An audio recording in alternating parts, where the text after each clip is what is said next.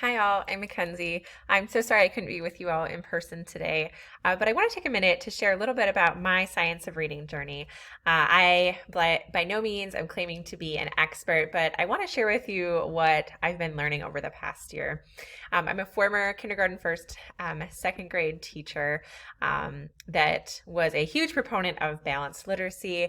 I was a model classroom, I think it was called, for the workshop model, running records, all of that. So teachers from other schools would come in to my co-teacher's classroom, watch us kind of do all things balanced literacy. And when I moved districts back in 2018, I was asked to, we moved to North Dakota, and I was asked to teach a 20-minute scripted phonological awareness curriculum, and I was so mad about it. I did not want to do it. I thought it was boring. I was like, what's the point of this? And so I sought to disprove this practice that I was being asked to do by writing my master's class thesis on systematic, explicit phonological awareness instruction. And my hope was that I would be able to disprove this, right? That students really didn't need this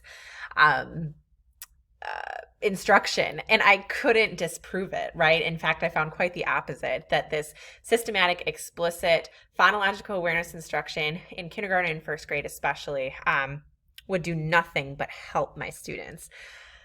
So I taught the curriculum that they gave us, and that was that. But in my undergrad classes, I was teaching for the University of North Dakota. I still very much aligned my teaching with balanced literacy. I was teaching students how to analyze miscues, how to take a running record.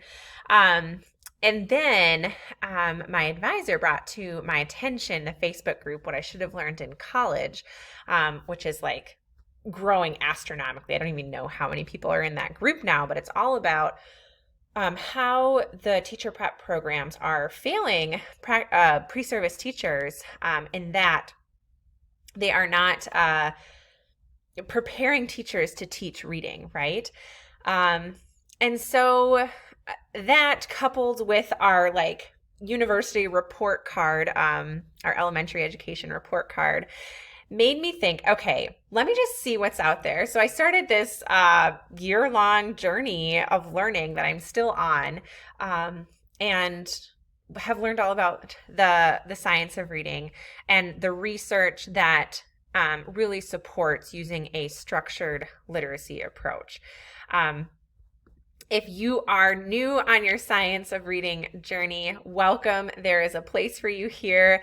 If you are still wondering about science of reading and maybe hesitant to adopt it, welcome. You are also welcome here. And if you are, a science of reading advocate, ready to or have been implementing this in your classroom already, welcome. You are all welcome here. And I honor where you are at in your journey because I feel like I've been in your shoes no matter where you are. So the science of reading is really just this collection of research that's been done over the last 50 years about how children learn to read and the best way to teach reading. It's been around for 50 years, and so you might be asking, why now? Why is it just coming around? Well, our nation's report card is bleak.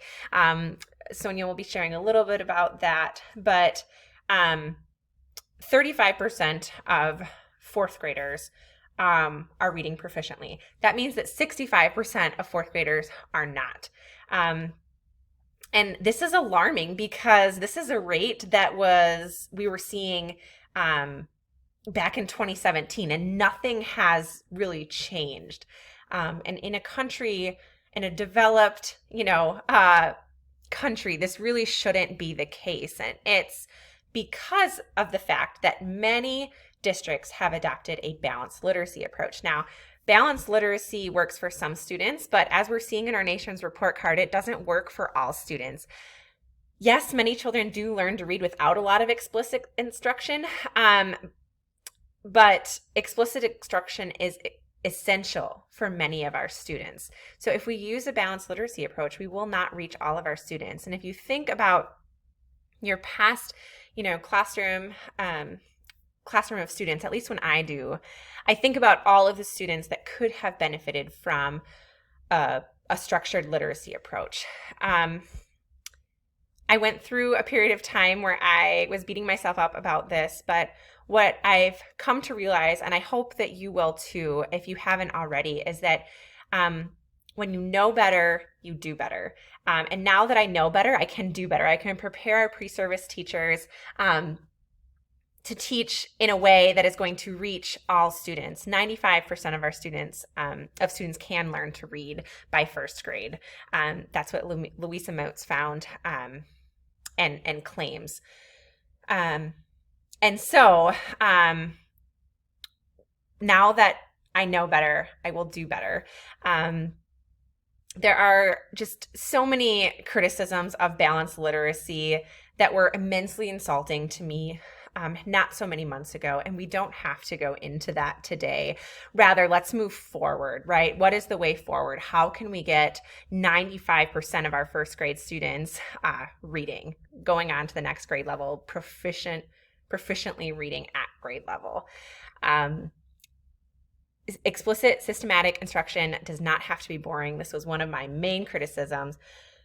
When a knowledgeable teacher, such as yourselves, combine the art of teaching with the science of reading, a joyful learning can really result.